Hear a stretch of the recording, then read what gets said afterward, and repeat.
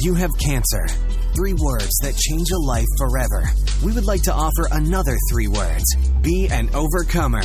Welcome to the 1% Podcast, where our conversations with other cancer warriors, survivors, and caregivers allows us to give you that extra boost you need to face your challenge head on, live life from a new perspective, and forge a path that keeps you moving free and clear.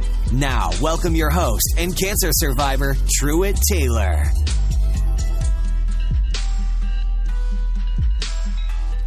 Welcome to today's episode of the 1% Podcast, the show where we interview young adults who are battling or surviving an unexpected cancer diagnosis. You are not alone, and I promise, by consuming today's content, your soul will be fed with the hope, courage, and inspiration you need to keep fighting for today. I'm excited to be on your journey with you today. If you haven't done so already, be sure to head over to 1%podcast.com to sign up for our email list to see the latest news and updates for all our guests on the show. You can also check us out on Instagram, Facebook, and Twitter at 1% Podcast. If you want to join in on some of our discussions, please join our Facebook group, the 1% Podcast. To contact me directly for content, questions, or booking events, you can email me at info@1%podcast.com. What is up, everyone? Truett Taylor here, bringing you episode 57 of the 1% Podcast. Hope everyone had a great 4th of July. I know we did here in Atlanta, Georgia. It has been so hot and so humid, but I'd rather it be that than freezing cold. So enjoying the summer. I hope you guys are as well, too. Man, today's episode, it was so good. I absolutely love the interview that I got to do with Miss Laura Carfang. I know without a shadow of a doubt, you guys are going to enjoy hearing Laura's story just as much as I did the very first time. She's such an amazing, beautiful person with such a great nonprofit.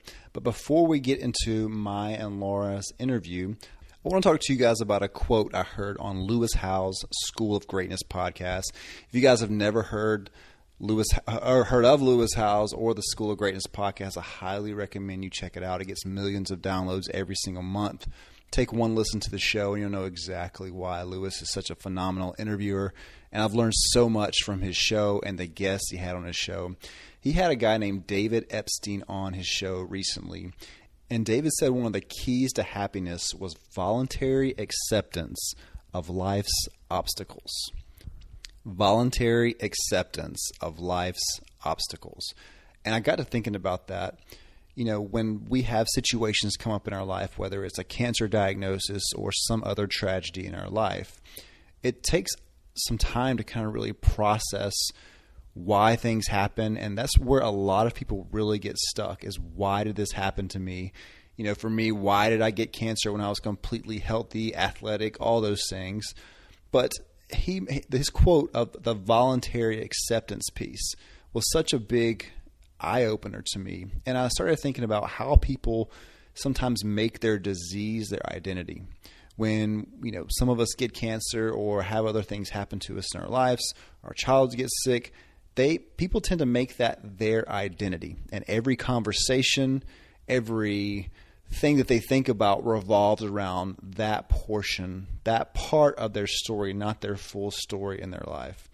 And I think once we voluntarily accept that things are going to happen to us or that things happen in our life, and it really helps us move past those moments if we choose to accept things are going to happen and that's just a portion of our life. It's not our complete story. So today when I heard that, the voluntary acceptance of life's obstacles, it just lets me know that we're all in company. We're all in great company with each other because we all have obstacles in our life.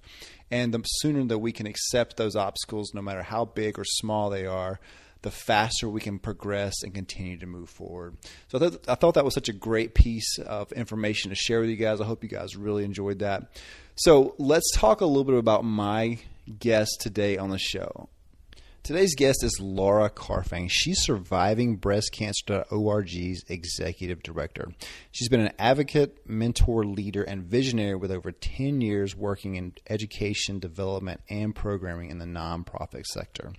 So a little bit about Laura's story. Health and fitness were always a big part of who she was. She enjoyed decades of practicing yoga, running, hiking, biking, swimming, and weight training.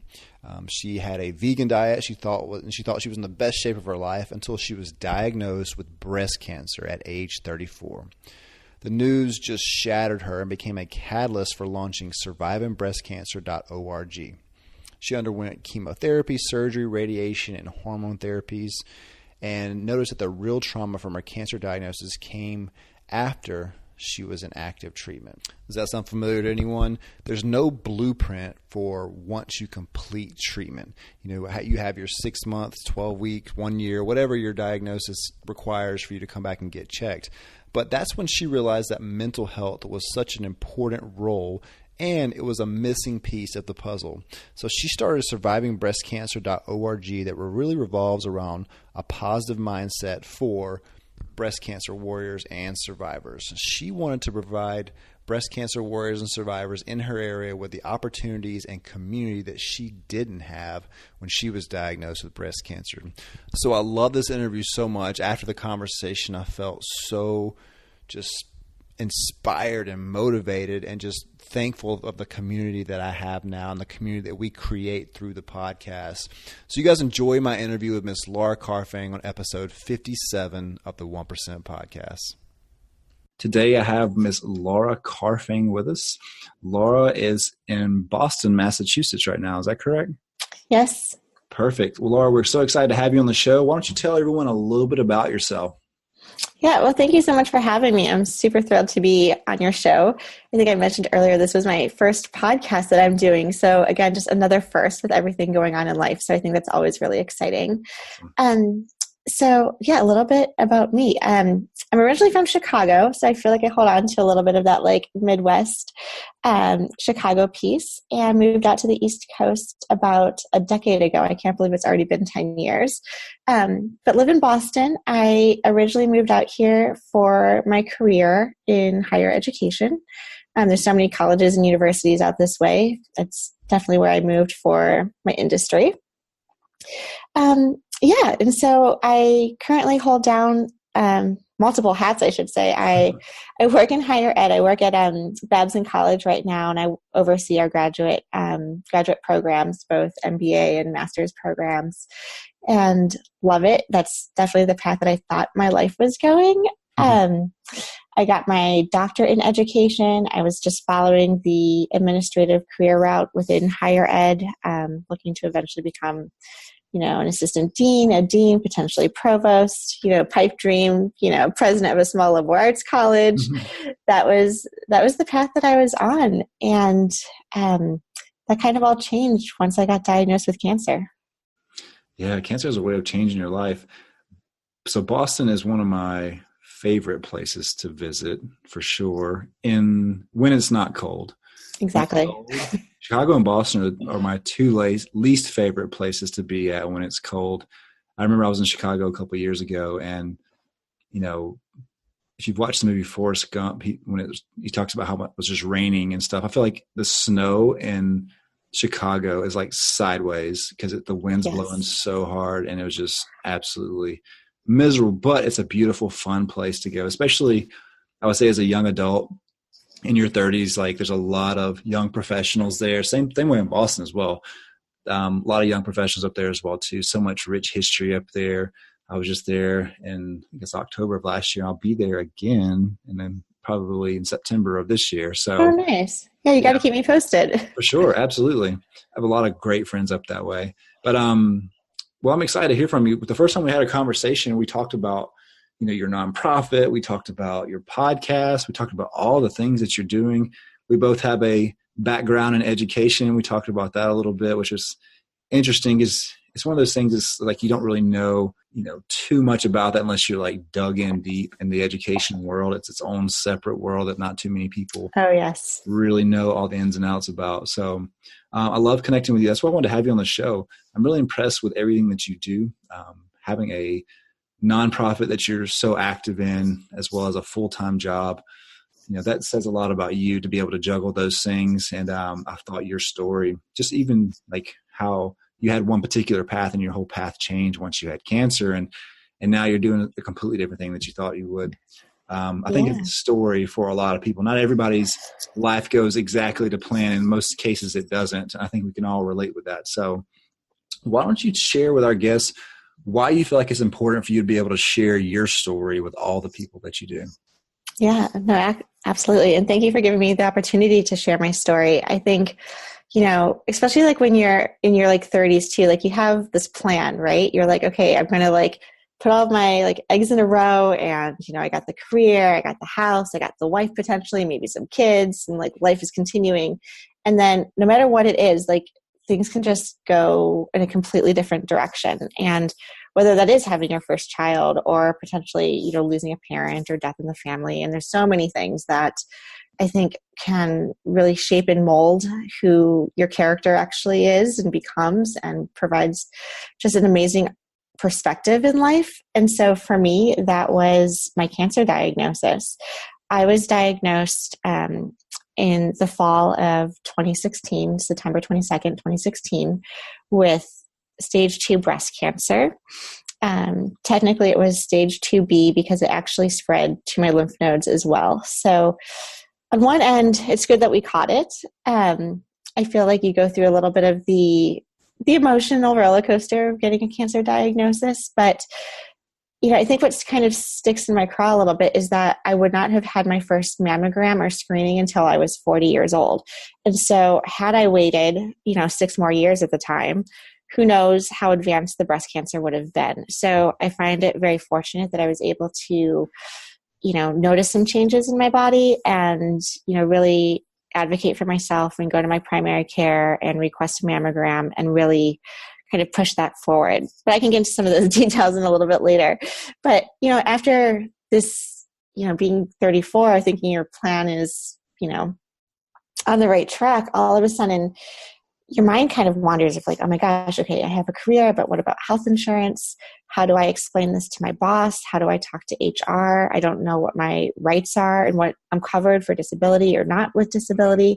I think it immediately goes from, hearing the words you have cancer to, survival mode of, okay, let me get everything in order again. And, that A-type kind of sets in of like, okay, what's the practicality piece that I now need to like manage through? Before the trauma of a breast cancer diagnosis actually hit me. And I find it really important to share my story now, 2 years later, because I think this is really where the PTSD and the trauma of such a, life-threatening disease really starts to settle in. Yeah. And that's, I think that's a really important component where I think a lot of times people go through a diagnosis and immediately you find out you have cancer, and you start people sending you cards and flowers and checking in on you and sending you text messages, and you're inundated with all of this attention, not to mention, your doctor's appointments and your follow-up appointments, and you have so much care, whether you want it or not, and a lot of advice, whether you want it or not, while you're going through your active treatment.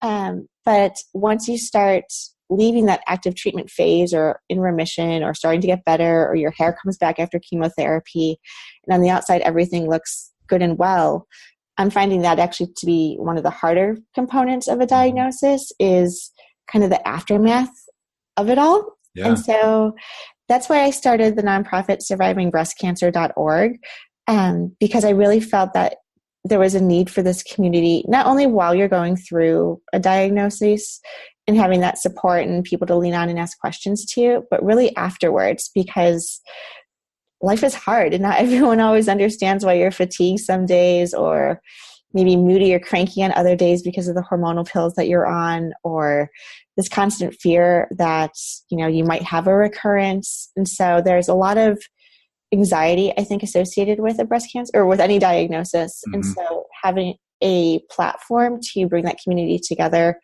to kind of know that you're not alone, and like in your head, you're not going crazy. Like we're all kind of feeling this together and it's going to be okay. I also feel it's really important to share your story. And so that's why I'm so grateful to be able to share my story on your podcast. And on our website for survivingbreastcancer.org, one of the things that we do is have a speakers bureau. And again, we encourage, men, because 1% of men still get breast cancer as well, but men and women and even their caregivers to sign up and be part of our Speakers Bureau, because just articulating what you're experiencing, I think, can be a very healing component as well. So I think that's, whether you do it through blogging or journaling or reflection, I'm not saying you have to share it with the world, but if you do, that's, great too. But I think there's something really important about articulating what you've experienced and getting it out there so other people can know that they're not so much alone or isolated. Yeah, there's such a power in storytelling. And I find that even with a lot of the guests that I have, you'll tell your story today of how everything went down. And at the end, every time I tell my story too, I've told it thousands of times, I feel like I heal a little bit more every time I tell it. And this is, what I do, right? I have a podcast where I talk about cancer all the time. But I think, just for the common person out there who doesn't have a podcast and doesn't tell their story that often, each time you tell your story, there's a tremendous amount of healing. And because it's almost like you learn to cope with maybe one or two things that you hadn't coped with before. And when other people hear your story, it's super powerful as well too. So that's why I love doing the podcast. I know you have a podcast as well. We'll talk about that. But really getting your story out there and giving people the opportunity to share their story. I tell everybody, we're all in this together, and no one is alone. No one listening right now is alone. There are people out there who are experiencing the same thoughts that you have. There's no blueprint on how to get better after cancer as well too. Right. I feel like you heal from the outside in almost whenever you have cancer. I looked healthy 6 months afterwards, and people couldn't tell I had cancer, but on the inside, for me too, it was like, I can't laugh when I'm watching a comedy, I couldn't have hardly any emotions. And it was weird because there's so many things you have to process when it comes to that too. So I love what you're doing. Love to dig into that.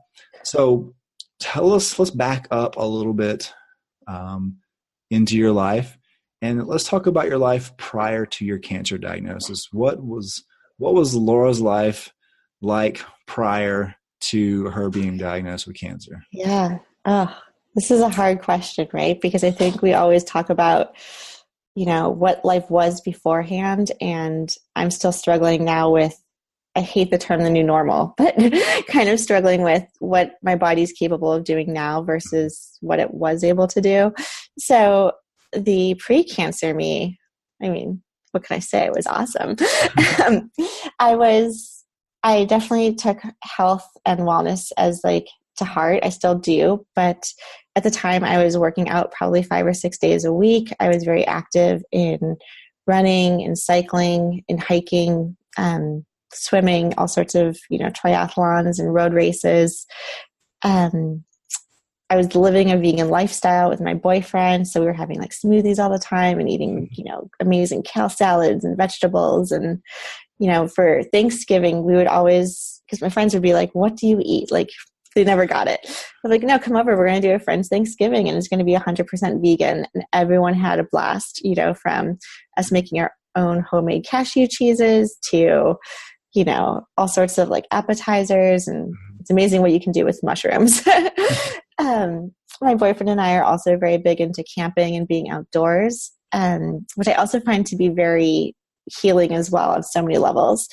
We would go camping, a couple times a month, head up to New Hampshire or Vermont or Maine, just to get out of the city for a little bit, live off the land, be in our tent, have the campfire, and just kind of escape into, pretty much our little bliss up there. And I am so close. I'm not sure if you're familiar with the all of the mountains in New Hampshire, but they have, I think, 48 mountains that are over a minimum of 4,000 feet or higher. Oh, wow. So within this really small populated state of New Hampshire, they have these 48 4,000 footers. And it's always been a goal of mine to hike all of them. And so, my boyfriend, since I met my boyfriend, him and I have been trying to knock off all these mountains. And now I can say I only have 4 left. Oh, wow. But since my cancer diagnosis, it has been impossible to get back up there and knock off these final 4. but yeah, I mean, life was good. We were living in Boston, living healthy, traveling, working. And, I think that's pretty normal. And Yeah. then just to counter that, I think after being diagnosed, energy, I think, is a really challenging. It comes and goes. And 2 years, so it's been 2 years since my diagnosis and just last summer we took this huge vacation to California. It's like one of my favorite trips, and we've never been. So we went to Yosemite and spent 2 weeks out there camping and hiking in Yosemite and over in Big Sur.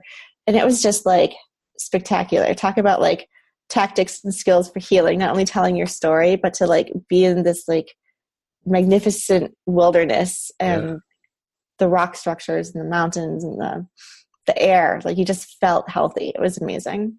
Wow. So you had a very normal life. You were successful. You had, I would say, a very large amount of education. You were doing what you wanted to. You guys were hiking. You were outdoors. You were around nature. And then all of a sudden things changed. Tell us about the day that you got diagnosed and how you were told and what you immediately thought once you knew you had stage 2 breast cancer. Yeah.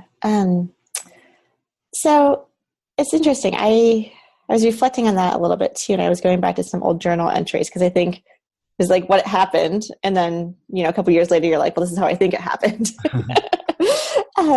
So my parents live in Chicago and I'm very close with my family. So I just remember one day telling my mom that I'm going in for a mammogram and not to be worried, that I just felt like, not being 40, this is like one of those big girl moments. Like you call your mom and be like, hey mom, by the way, I'm just like leaving work a little early. I got a doctor's appointment. I'm going to see this radiologist for some screenings and I'll just keep you posted about it. And I don't think either one of us really jumped to any sort of conclusion. I think my mother was more like, okay, they're going to put your arm in this position and, it may hurt for a little bit, but, it'll be fine. Just hold your deep breath and it'll be over before you know it. So I think she was trying to just give me the guidance of what to expect of a mammogram. Right. But at the same time too, I think it was my way of telling my mom, what, just like any screening, we don't know what the results are going to be. So I just wanted to alert you that I'm now starting this process of getting a breast screening. And I think I said something like, don't tell dad yet. Or like, let's keep it like between daughter and mother first. And like, we'll bring dad in when we need to bring dad in. And it went very quickly. It was one of those screenings where I thought I was just going to be a little bit late for work. I honestly thought it was going to be a screening where they were going to calm my mind from any sort of anxiety that I was thinking that I could have potentially even had cancer. Literally thought I was going to walk in, they were going to do some images, and they were going to say, nope, it's just dense tissue, you're fine. And then I would show up to work, by 9:30, 10 o'clock in the morning. Mm-hmm. Well, that's not really how it went. Mm-hmm. I do have to be very grateful that I am in Boston. So if you are going to get sick, I'm very lucky to have such great doctors and hospitals here. They're great up there. Yeah. And just, I have good insurance and healthcare. So I am very fortunate about that. But on that note, it made things move incredibly quickly. So what went from doing just a couple of images on a mammogram turned into, why don't you walk down this hallway with me? We're going to take you into this other room and do an ultrasound. Now, again, I've never had an ultrasound before either. I don't have any kids. I only kind of really know of ultrasounds in terms of like trying to find the baby's heartbeat, right? Mm-hmm. So I'm like, okay, this is new. I've never had this before.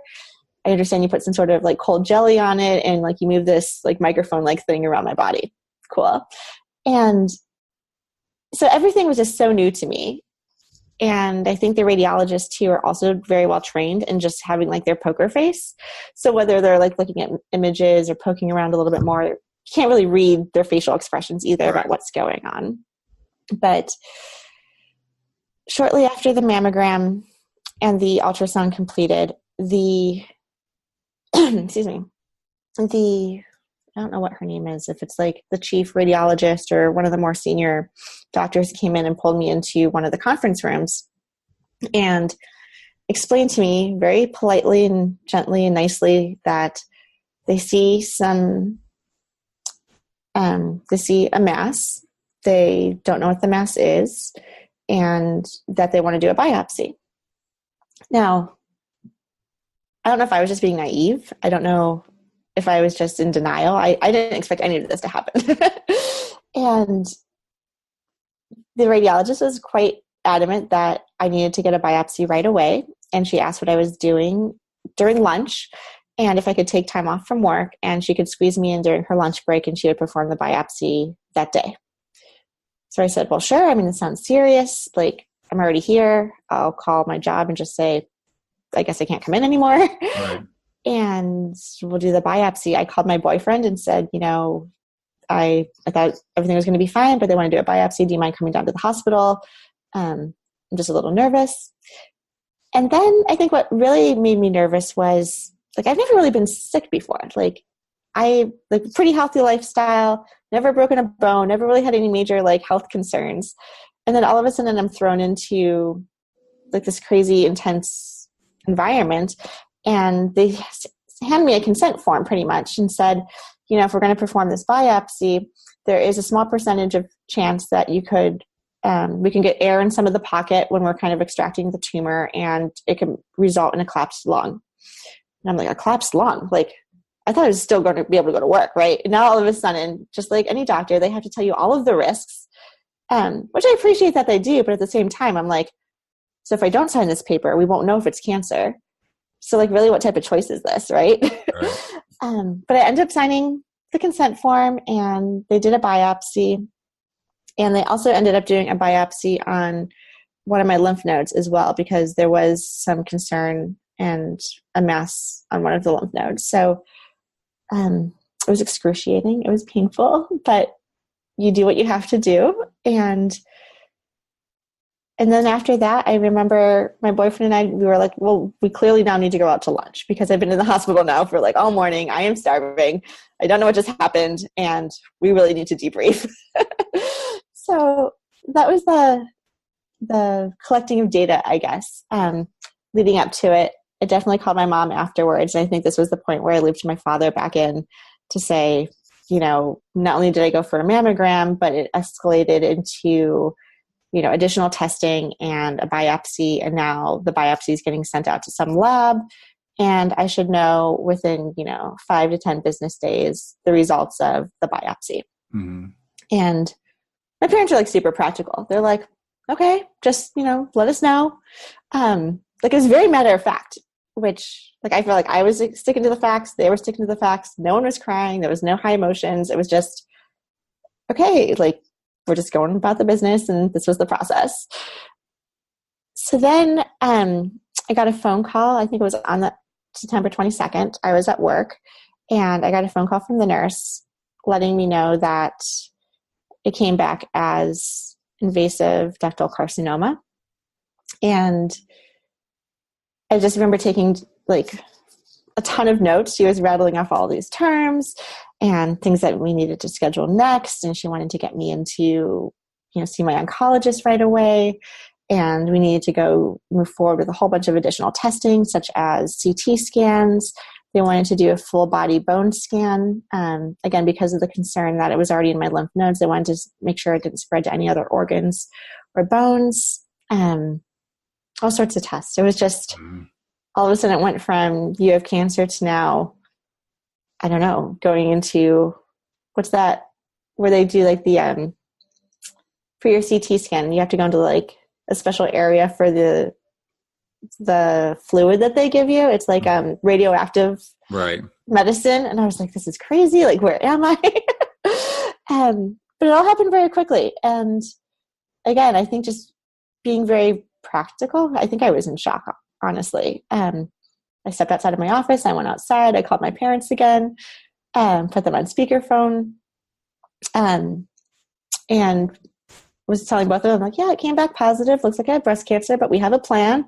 And I scheduled this test and I scheduled this test. And, we're just moving right along. Next Monday, we're just trudging right ahead.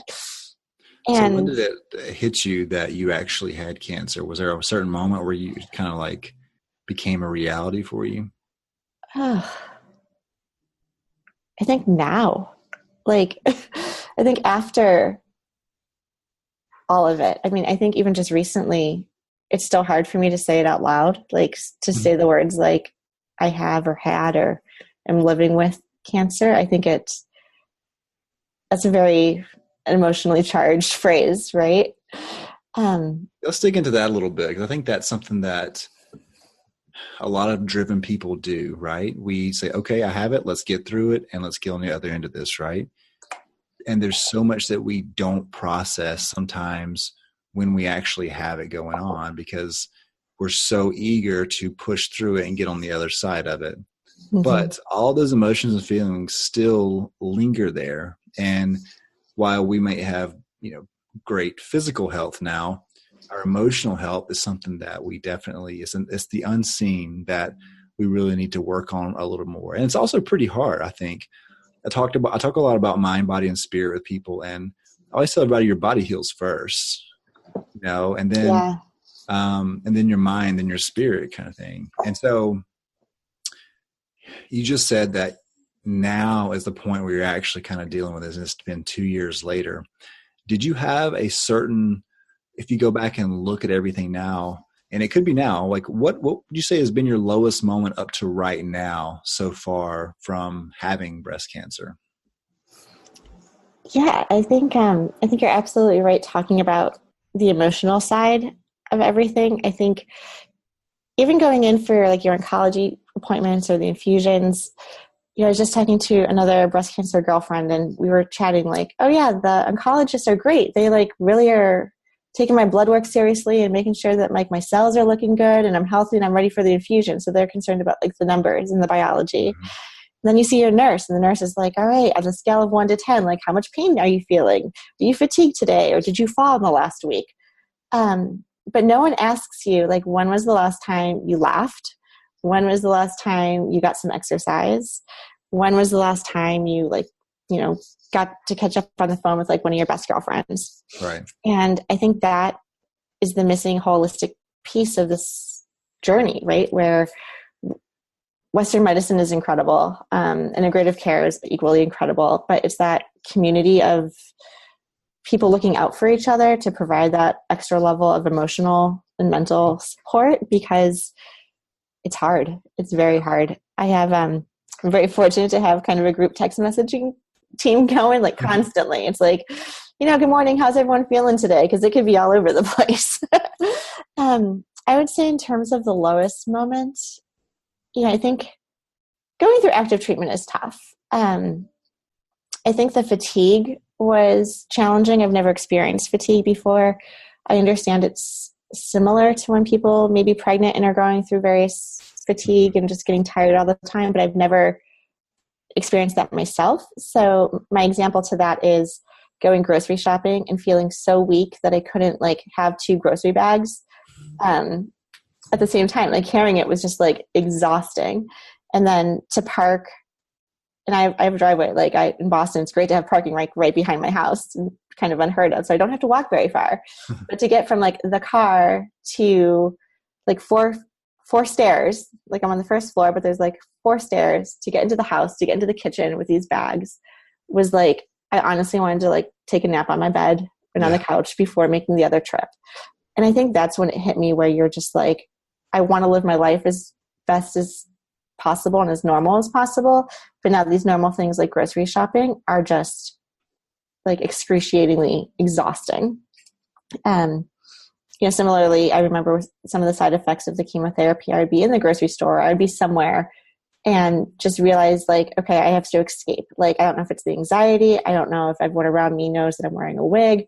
I don't know if, I have drains coming out of my body, like, all the, like, you just feel out of place. And like, I thought I could do this. I thought I could handle it. And, I just need to get back in the car and go back home, because like the home and the hospital became like my 2 sanctuaries, right? Like I'm either home and safe, or I'm at the hospital and they're taking care of me. So that was kind of how I managed like through the active treatment piece. Yeah. Kind of post-treatment, now that I'm a couple years out, I would say, I'm trying to stay as positive and as happy as possible. That's like really what I strive on the podcast, on our blogs, on our website. But I think it's also important to be like authentic and real and acknowledge the emotions that you feel. So a perfect example. Just a couple of days ago, I was out in San Francisco and I was in a hotel room all by myself. And I think that's really when you allow your mind to kind of process. And it was beautiful. I was like in San Francisco, like staying in a beautiful hotel. I could not complain, getting room service, like life was grand. And I was like, I just started crying because I'm living with cancer, whether there's evidence of disease in my body or not. Especially being diagnosed so young, whether I can be cancer free for the next 20 years is fantastic, but it takes some really long, like longitudinal studies of research to know the effects of the medicine that I'm on, to know how effective they're going to be. And unfortunately, there's no guarantee. And so because I've gone through chemotherapy and radiation and surgery, we are at a higher risk for heart disease or, all sorts of, I don't even know the laundry list. I kind of blocked them out. Right. But I think not even a low point, but just like the reality of, cancer happened to me. I'm making the most of it and trying to turn it into a positive. But there's also the reality that it just kind of is a challenge. What would you say you're most afraid of? I'm listening to you talk right now, and I know is it, when you said you're the hospital and your home or your two sanctuaries, what was it that made you, I guess, afraid or didn't want to go out? Oh, good question. So I've never suffered from like depression or anxiety before. And I would say after a cancer diagnosis, that is like 100%. I'm so open about it. Like there is anxiety that is through the roof most days. And I think I don't really know what's driving it, but I mean, obviously going through a traumatic health experience, facing, even though it wasn't a metastasized cancer, you are to some degree still facing death, right? Like this, it's not curable. And even though there's no evidence of disease currently in my body, no doctor has ever said like you're cured, right? So now I'm on this like maintenance plan where I'm continuously taking medicine and getting treatments every couple of months and constantly being monitored, which I love. Like I love the fact that they're always checking up on me. But I think there's some challenges, I would say, in terms of going out into the outside world. I think it's hard because not everyone knows what you've gone through, right? Like there's a lot of assumptions that are made. I know breast cancer, unfortunately, is one of those cancers that with all the steroids and the drugs and hormonal pills that you're on cause you to gain a lot of weight. And so I probably gained 30 pounds from when I was diagnosed to now. And that is just so unfortunate because you're going through radical surgery and then now you have all this weight gain and you're forced into menopause and you're in your 30s. Yeah. And I almost wish when I'm meeting new people or in a new environment, it's like, hi, I want you to meet me, but like this is just like one side of me. Like this is the physical side because of all the treatments that I've been on. There's like this whole other, 2016 side of me that was awesome and I still started to get to people. So you feel like maybe an internal need to, hey, this is, I've gained some weight, but this is why. Like, I mean, I had cancer and I'm on hormone therapy and like all this other stuff. Like, I understand that. I think that. Have you heard that before? Like, do other people feel? Yeah, absolutely. And, even there's a lot of things that come with it. A lot of people, like with colon cancer, they have to live a new life with an ostomy or something along those lines, or with a bag hanging off of them for the rest of their lives, or, certain types of cancer just really messes like with your hair and your skin and your, and your weight or your appearance. And there's just so many different things. Like there's people who are on chemo that I interviewed before, they're on chemo for the rest of their life. And that's a tough way to be. Right. And I think that's part of the grief cycle for sure is like the acceptance side. And, listen, at the end of the day, most people, I think, don't care about us as much as we think they do. Right. I don't mean that in a bad way. Right. But, we care more about what other people think than they actually care about us in a lot of ways. And, I think lots of times who you are transcends what you look like in a way. And whether you look like you've had cancer or you don't, or you've had side effects or whatever it is, I think that's something that we all can wear as a badge of honor in a way. I know it's hard to say, yeah, I'm wearing this weight gain as a badge of honor, or this hair loss, or whatever it is that Right. it is. But in a way, like, that's part of your story. And I think sometimes when we get stuck in situations, and like, look, the PTSD when scan time comes around, and even when I smell, like, so every time they flush my port, I got that heparin taste. All yeah. that. Oh, if I ever smell that, I like freak out, like, internally, because it reminds me of all the times that I was, I would get that done and I would like dry heave as I was happening. Mm-hmm. But there's just certain things that we have. And I think sometimes and I see this a lot of times with people who have a chronic disease, or either have experienced like a trauma in life during certain things, is that we tend to take on the identity of, we're the person with cancer, or we're the person that had cancer, instead of, this is who I really am, but for a short period of time, I had to deal with the cancer situation, because cancer it's not part of a normal young adult's life. You know what I mean? Like, they say everybody gets cancer, one in two people get cancer before they die and stuff like that. But I was like, yeah, but that's mostly like the older population. You know what I mean? You Right. get old, like, things, you get everything then, right? But younger adults, it's not what you're taught to have to deal with when you're younger. Mm-hmm. You're young, you're healthy. Hey, you're young and healthy. We hear that all the time, right? Even when you were into the hospital, oh, you're so young, you're so healthy. People ask you, how'd you get cancer? I was like, I don't know. Like, I didn't give it to myself. Right. I didn't try to do this, but we're considered young and we're considered healthy. Those two things that kind of go along. And that's like just a known fact. But when we're young and we're all of a sudden not healthy, I think it forces us to think about the end of our life way before we're ready. And then we have like, well, what am I going to do here? And, you start really, like, you fast forward your life a lot to, the end of your life when you're technically older and you're looking towards that. And I just don't think a lot of times our brains are developed enough to really handle those, like, emotionally. Completely. But the more trauma and stuff that we have, the more opportunity we have to, really greatly impact a lot of people. Because, with breast cancer being one of the most diagnosed cancers out there, you have a whole group of people that you would never ever been able to relate to, until you are now, like you have now. And the subjects of, hey, I'm different after cancer, like, that is a huge, huge opportunity, And so sometimes I think, like, the side effects we can wear as a badge of honor when people look at us, or, see the things that we've gone through, even if it's the anxiety and depression stuff as well too. I've talked to so many cancer patients who have had that. And lots of times I think that may be like an underlying thing, maybe a little bit before, but then cancer has a great way of really speeding that up and bringing it fully to the front.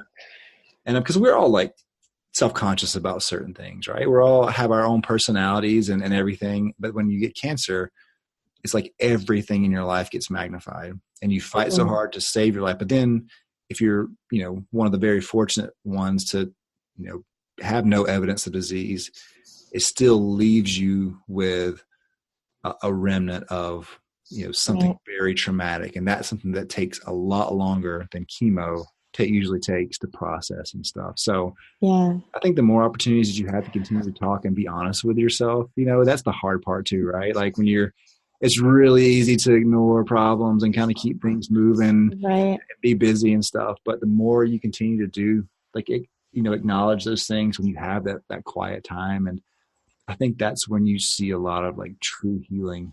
And I tell people a lot too, like, our spirit wants to be healed. Like, the human spirit is so powerful. And that's why we long to connect with each other, and we long for that community. And I didn't have that whenever I was experienced. I didn't know. I did the tough guy thing and didn't reach out to anybody. And I would just break down and start crying to my doctor. And she was like, okay, you really need to go sit in a group and talk to people. I was like, I don't want to do that. I really cry to you. But, right. But that community, like, the human spirit longs for community because there's so much healing, and we're called to bear each other's burdens and just talk about all this stuff. Again, so colon cancer, we have to talk about poop a lot. It's just one of those things, because no one wants to really talk about that kind of thing. It's not fun it's not it's always like disgusting, right? But Sure. it's something you have to like talk about and be comfortable with. And, you know, I know going through your treatment as well too, like when you lose your hair, did you have a mastectomy as well too? I had a lumpectomy on both sides. Mm-hmm. Okay. So that, you know, I know just from an identity standpoint, like, obviously, you know, your breasts are part of being a female, right? And so anytime there's any kind of manipulation to that in any way that's not wanted, I would say that probably plays a little bit with your identity as well too, and your self-image and all those things. So there's another thing that you have to kind of process and go through with and get comfortable with as well too. So there's a lot of healing out there that needs to happen and continue to happen to people. That's why I love, you know, the fact that you have a nonprofit, that you have this community that you share on your site, like stories, survival stories, and all those things for people to really listen to. If there was one piece of advice that you could give to a young adult who's experiencing cancer right now, what do you think that would be? So, gosh, there's so many. You can get more than one. It's cool. Yeah, no. But advice too. I mean, it's all very personal. So, you know, I caveat this with, you know, what I wish I had known at the time when I was diagnosed. And I think it's the importance of finding someone unbiased to talk to. You know, I never saw a psychiatrist or a therapist or anything prior to my diagnosis. I also think similar to what we've been talking about this whole time is like that identity or some of the stigma associated with the mental health, but how that's a clear component missing in the overarching healing process with our medical platforms. So, you know, it's wonderful to set up your support team, whether it's your husband, your wife, your children, your spouses, friends, family, boyfriends, girlfriends, etc. Like they're there for you to lean on 100%, or hopefully they're there to lean on 100%. But what I come to realize is that they too are going through a lot, and they're trying to be the rock for you, and they definitely need their own time also. And once I realized that, it was almost like a no-brainer to, like, you know, ask for a referral to talk to whether it's, like in my case, a psychiatrist, or even if it's like a spiritual healer or someone in like your parish or community that really has like an unbiased view of everything that you're going through. They're not going to give you their opinion on what type of medical treatment you should have. Oh, exactly. They're not going to, like, you know, they may know your Aunt Sue, but they may not know your Aunt Sue. So you can just totally vent. And I think that's just really important to have that support externally. Say like non-judgmental support would be Yes. Okay. Yeah. I think that's probably my number one. I eventually got it, but it wasn't until after my active treatment. So I think another piece of advice that I think is really important is knowing your boundaries and how much you want to talk about and how much you don't want to talk about when people ask you, how are you doing? To me, actually, it was during one of my support group sessions, we had a social worker with us, and she said, you know, Laura, you're getting ready to go back to work. You've been out of work for, you know, a couple of months now, and everyone's going to be so excited to see you, and you're going to look a little different, and they're going to ask you a ton of questions, right? Like everyone's going to just like flood to your office and, like, you know, want to know how you are. And I'm like, oh yeah, that's like horrifying. Like I'm really scared. So her advice was write down your script, like literally take out your journal and like write down verbatim, like what your script is going to be when someone asks, like, how are you feeling? How are you doing? How did it go? How are you doing today? And this really allowed me my permission to say how much detail I wanted to get into or not so much detail I wanted to get into, right? And did I want to make a joke about it? I think a lot of times too, people don't, you know, cancer is so serious, they forget how to like make you laugh or tell jokes also. And so I think giving people permission to, if you start making fun of like the crazy treatments you went through, like for example, I brought up, did you know, like you don't lose your hair on your head, but you lose your like eyelashes. Like even babies are born with eyelashes. Can you believe that, like, you lose your eyelashes and they serve a purpose? Like, you know, and so I think kind of going and telling some of the funnier stories made the environment a little bit easier. But again, having that script of rehearsed talking points gave me, the confidence to be able to confront these types of questions. Yeah, that's great. I've actually never heard that, knowing your boundaries and having a script ready. That's phenomenal. So two things you said, just to recap for everyone that's listening, you said have a non-judgmental support system. So someone who just is going to listen to you and just not tell you what medical advice to take or who to go to. Everybody has an opinion on that. And then also to know your boundaries, have a script when people start asking you, questions, and be ready to be comfortable talking about what you're comfortable talking about and don't feel pressure. And to have just a normal conversation with people. I absolutely love that. So as we finish up the podcast, tell everyone about your nonprofit. It's called survivingbreastcancerorg. Tell us how you got, what inspired you to start that and what it's all about. Yeah, no, thank you. So I think just like any sort of trauma or diagnosis or life-changing events, it really puts perspective in life.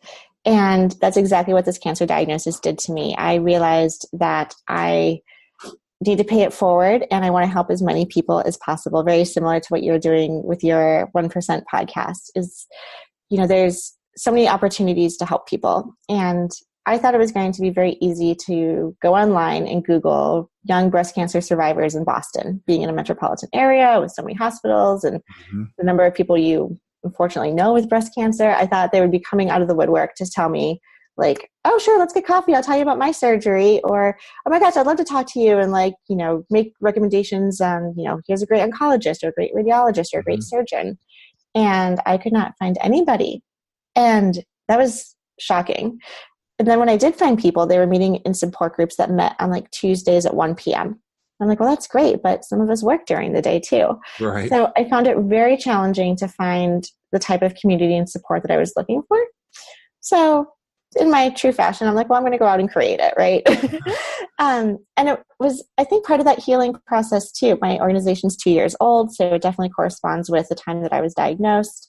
I was out of my job at Babson for a significant amount of time while I was going through active treatment. So it definitely gave me an opportunity to use my downtime in a very productive and helpful way. And just I think with our education backgrounds, I love learning. So I'm like, okay, well, let me figure out this, crazy 1023 form and what the IRS wants. That sounds fun. Right. But at the end of the day, our goals are really to provide education, support, and community to those who've been diagnosed with breast cancer.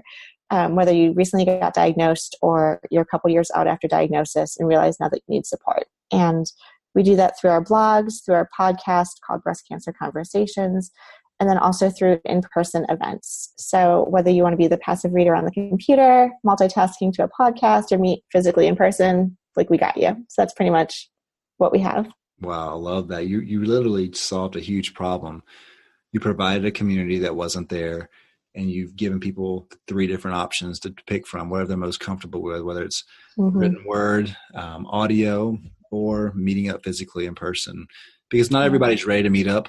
Sometimes people want to really test the waters a little bit and see exactly what you're all about first and everything, because they have to get comfortable with that, because everybody's in a different place, right? Everybody's not ready to, like you said earlier, they have their boundaries up and they're not ready to let people in and let people be a part of a community or be a part of a community themselves.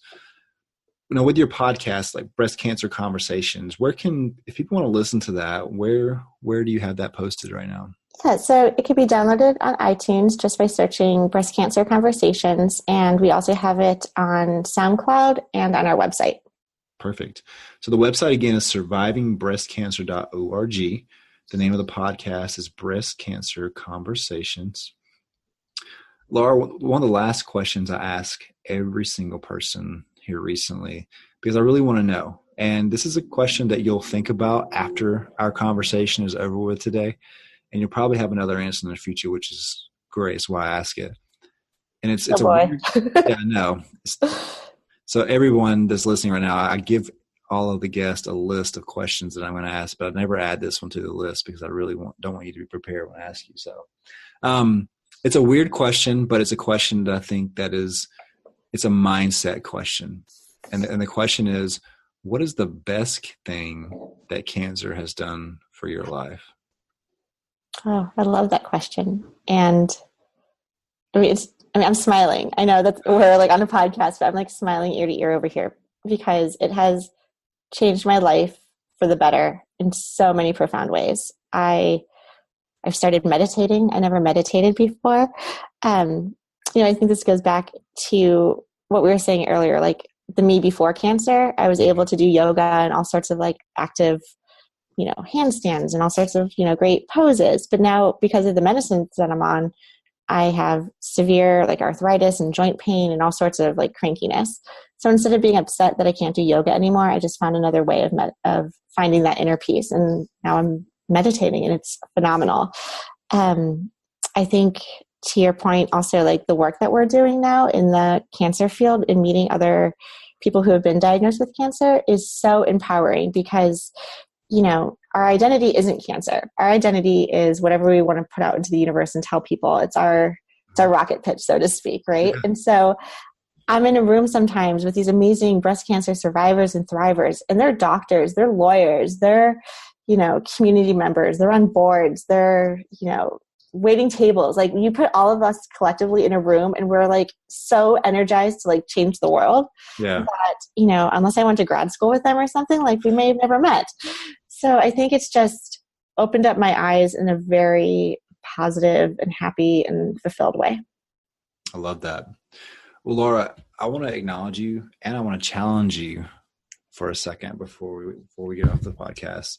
I want to acknowledge you by saying that what you do, and I know how much time it takes to do a podcast and to be involved in all the nonprofit stuff. It's a tremendous responsibility because once it gets going, you're like, man, there's so many people that this is going to meet the needs for. And to have the platform you have, there's a tremendous amount of time and effort you put into that. So I want to acknowledge you for doing that because when we start living our lives for reasons other than ourselves, I feel like lots of times we have a more fulfilled life. And I know if you're like me, and I know you are, like every time you meet someone new or every time you get a message or a DM from somebody saying that they really appreciated the content that you put out or the topic that you spoke on or the event that you held, I know that really does something to you. It energizes you. It lets you know like, hey, all this time and effort is really doing something for other people. And even if it's just one person, even if I spoke some recently and I was like, at the end, I was like, first of all, when I was speaking, I was like, this is completely not my crowd. And I guarantee you nobody's going to talk to me after this. But I had like 3 people come up and they were crying and everything else and stuff. And I was like, you know what? Like out of this crowd of people, if it was just one person that had opportunity to help. And like I said, this environment and this crowd was completely not my normal crowd, but everybody has some experience with cancer. And the fact that you're creating a community, that you're taking your time, your spare time, your time is so valuable. It's the most valuable thing that we have. It's more valuable than money. Time is way more valuable than money. But you're taking your time to do this and provide this network to meet a need, to solve a problem for so many people. And I just want to commend you on that because that's something that you should be proud of every day. Every time someone, subscribes to your podcast or visits your site or attends one of your events or even reads one of your blogs. Like, I think that's one of those things where, we do this for other people, but you need to take a little bit of time and really acknowledge and appreciate yourself for doing that, because that's something that, yeah, it is something that you need to like appreciate yourself for, because you're putting all this effort in for nothing, no gain for you. You know what I mean? Right. Exactly. You want to be successful, right? Because you don't do anything that you're not going to be, you don't want to be successful at it. As much time in. Yeah. But you're doing it for other people and you're really making a huge difference. I know the event that you said that you just had recently, you had 80 people show up to. That's 80 people. That's a lot. Like that's 80 opportunities to have their life changed in an event that you put on. So I love what you're doing. My challenge to you is to really dig into who you are, because I think you're on the right track and you're on like a very like solid journey, I say, going through this. and your message, I'm just encouraging you as your message continues to get stronger and stronger, that you don't just stay busy with everything, but you really take time to fully enjoy who you are through the process. Like falling in love with the process, right? It's really easy to get up every day if you're motivated. If you're self-motivated, like, man, your day is full every day. But self-motivated people, sometimes we don't enjoy everything as much as we could. So I guess my challenge to you as you continue to go through this, and all the lives that you change and the events that you hold and all the things that you do, like really take time to acknowledge yourself, because you had an unfortunate circumstance that's turned out to really affect and help a lot of other people. So you should always be proud of that when you don't feel like doing it, you don't feel like your nonprofit's going anywhere, or you can't raise enough money, or people aren't doing this, all the things that we all experience, right? Like at the end of the day, like what you're doing is very significant. So don't ever doubt what you're doing, and continue to grow with that and continue to change lives. Because like you said, you were looking for something that wasn't there, and so you created it. And I guarantee there's people out there right now in your same situation a couple of years ago who are Googling, and then they're going to find what you've created. That's something to be very proud of. So thank you for taking time tonight to be a part of the show. I love so powerful. I have like goosebumps. Thank you so much. I have like a challenge accepted. Thank you. Yeah. Thank you for taking time tonight to be on the show. I really, like I said, after our first conversation, I was like, man, this is, we're going to be friends forever. So that's cool. 100%. And when I come up to Boston, I'll definitely let you know and ahead of time and stuff. So, but yeah, thank you for being a guest on the show. I look forward to people, your story and your nonprofit and your podcast and everything to continue to inspire people. And we will make sure that we, post your events that you're part of. If you're in Boston, you're listening to this right now. We actually have a lot of people in Boston who listen to the podcast. It's the second highest city actually that listens to my podcast. Wow. But anyways, if you guys are out there, definitely look up Laura and look up survivingbreastcancerorg and see what she's all about. That sounds great. Thank you for having me. Absolutely. All right, Laura, well, you have a good night, and we will talk soon, okay? Sounds great. Thank you. We appreciate you spending time with us on today's episode and encourage you to continue the conversation to help you keep pushing forward.